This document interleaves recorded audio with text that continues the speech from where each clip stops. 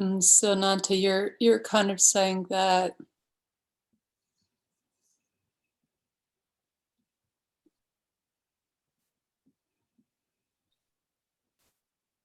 like, say for example, if the thought comes, I was never born, then for a second you are that, or for a while you are that. And there's no awareness of being that, you're just that. Exactly. That's true. Yeah. That's correct. But so what it is, now you see when that happens, then the mind attaches itself to that and says, ah, that's it. You see, then that's not it. Because the who that you are is actually a very, very simple and straightforward and ordinary thing. It's not remarkable in that way. It would be remarkable to the who that you're not. But in and of itself, it's not remarkable.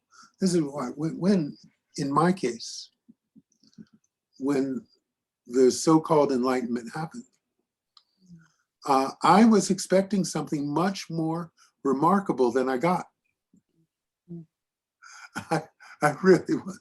So I didn't take it like that, and then I just took it as, well, I've had a lot of spiritual experiences. So, I just took it as another temporary spiritual experience. So there was no one clinging to it anymore. There was no one trying to make it stay or worried if it goes away. It was just, and it was so ordinary. And it was so, but it was nice, you see. There was a remarkable feature about it, which was that I felt at peace with everything and everybody, and myself, everything. I felt at peace. It didn't matter what came and went, and so nothing seemed to grab me anymore. That's the things that used to grab me and bring me into involvement with thought and feeling. They just didn't do it anymore. And I was just watching it all go. And the life was going on just as before, but no one was doing anything. Everything was just being done. Everything was just happening as it happened. And no one was involved, and there were no after effects. No one felt bad about this or good about that. Things were just going as they were going. And there was a witnessing of it, but there wasn't a witnesser of it. The watching was all there was. So it's like watching a television show, except that there was no one actually watching it. It was just a show going on. Yeah. And I have to say, it became a background noise. It wasn't a foreground noise anymore. It was just a background thing that was going on. There was no there was still a body that did its bodily functions and slept and woke up and all this stuff, but no one was connected with any of that. And so I experienced it as being a very normal kind of ordinary thing, except for that sense of peace, which was, when I look back, was kind of like, well, that was different because my life hadn't been peaceful like that prior. But you see, the one who would have been impressed really wasn't there to enjoy it. Maybe a little bit initially. Maybe initially, I was like, wow, this is cool, But whoever thought it was cool was so far in the background that it didn't have any impact. And that sense faded quickly, and it just became just what it is. So what I want to impress upon all of you is that this is with you now.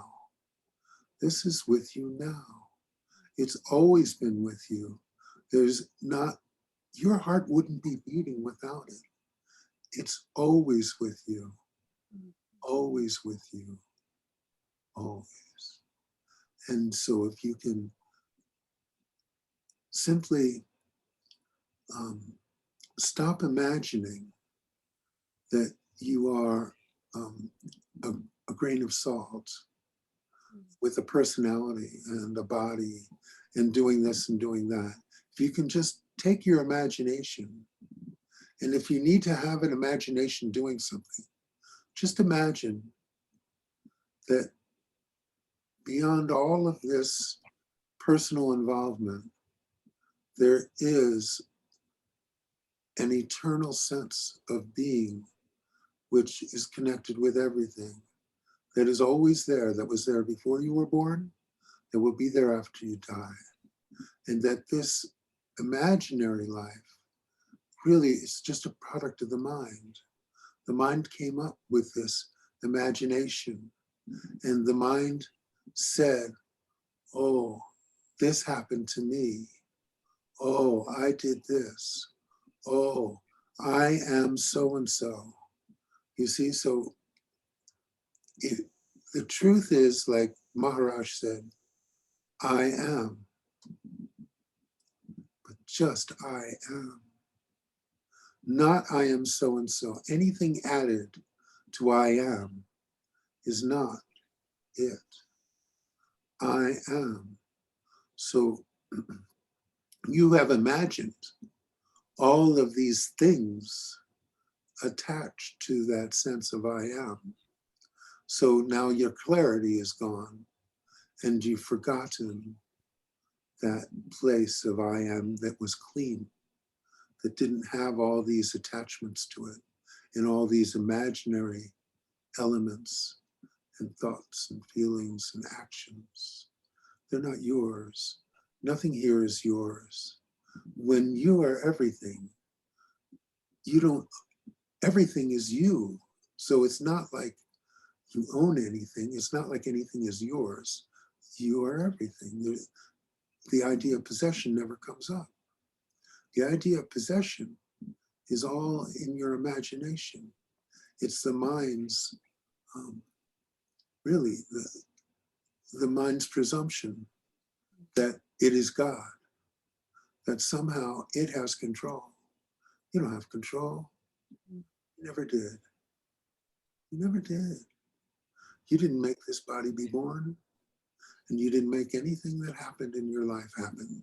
It just happened. And I can tell you from my life that when you separate from the person who's doing things, things still happen. They just happen. Things still happen. Thoughts still come. Actions are still taking place, but it's got nothing to do with you. It really has nothing to do with you. You've just imagined that it has. You've imagined that all the little recordings in your head are things that happen to you, and that this is your memory. This is your actions. But it's just imagination. So if you, like I say, if you have to imagine something else. As a starting step. I like imagining I was never born. Well, you never were. It's perfect. At least it points you in the right direction. That's the idea right now. And when you're pointing in the right direction, you'll see what it is I'm talking about. Because you'll be looking in the right direction. But if you're looking at your actions, your thoughts, your feelings, well, then you're pointed at you're looking at your life as a grain of salt. Okay, so you're a grain of salt which can move and think. Very good grain of salt.